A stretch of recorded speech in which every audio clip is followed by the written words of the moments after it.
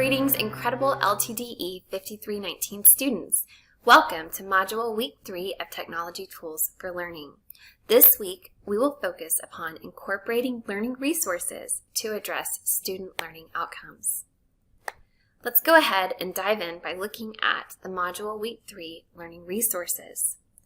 In this module, as you can see from the introduction, you will further apply your knowledge of the 4 C's of learning in the digital age, as well as best practices in online instructional design.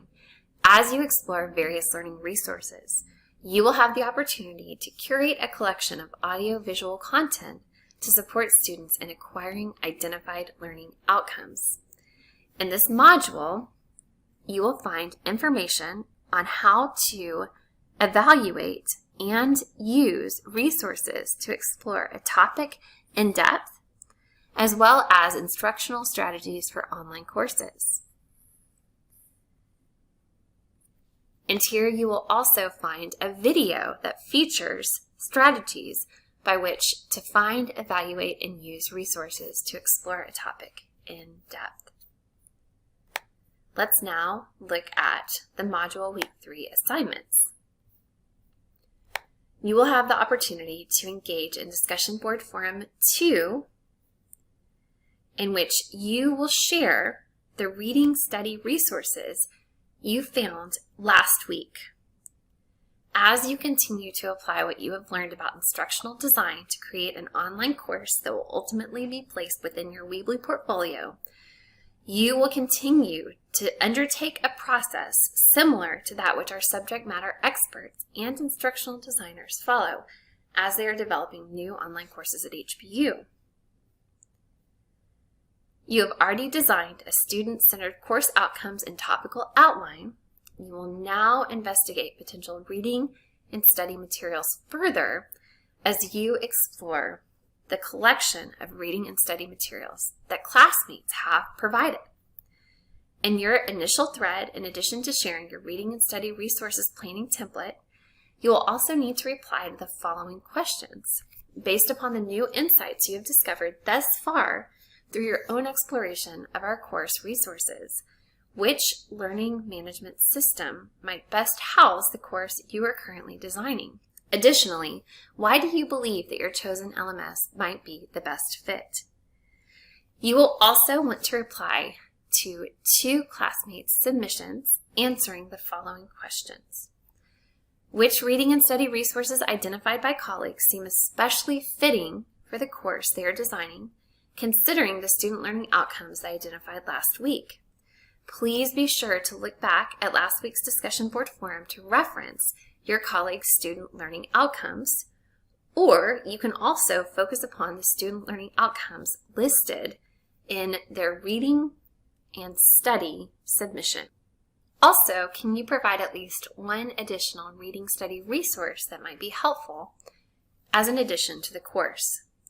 If so, please provide the name of the resource and a hyperlink for accessing it.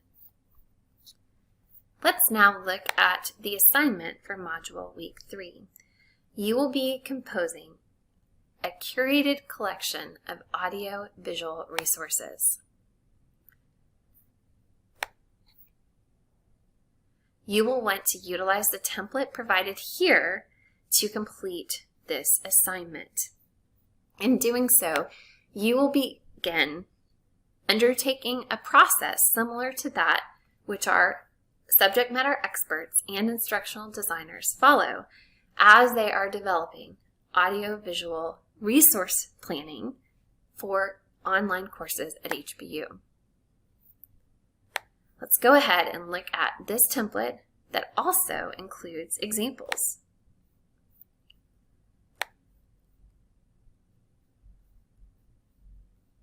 Here, of course, you'll want to add your course title, and please also keep in mind that you should include at least 2 audio-visual components in every weekly module. You can either create a narrated video presentation for each module, or you can utilize a pre-existing YouTube or other resource video or podcast. Please remember that all videos must be 30 minutes or under. If you wish to utilize a video that is over 30 minutes, please contact your instructor to request an exception. Without an exception approved, videos over 30 minutes will not be accepted.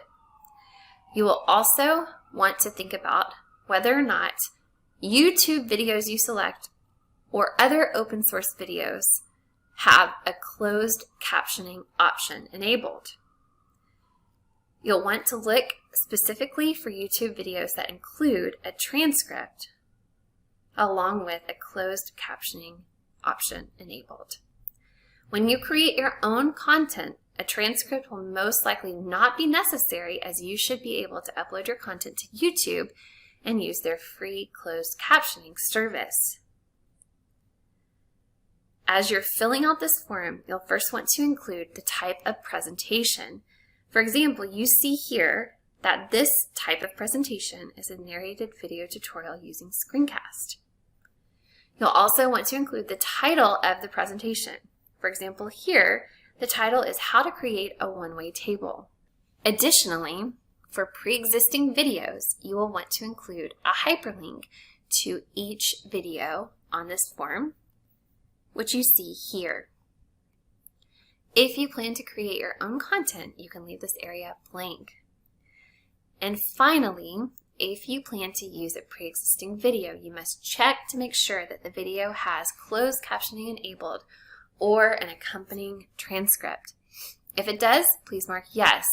If it doesn't, it will not be included in the course. If you plan to create your own content, you can leave this area blank. Please remember, once again, to add at least 2 audio-visual resources to each module.